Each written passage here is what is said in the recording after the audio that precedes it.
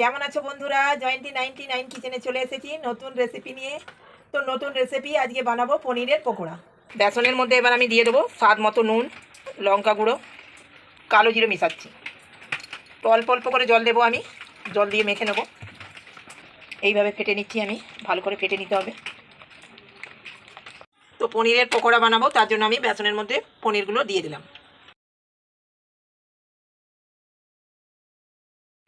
কড়াই বসিয়ে দিলাম, তেলটা গরম হতে থাকবে। তো আমার তেলটা গরম হচ্ছে, তত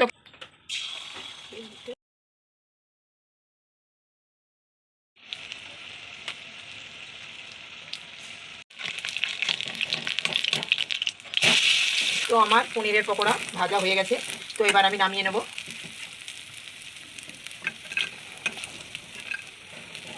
ভাজা হয়ে গেছে।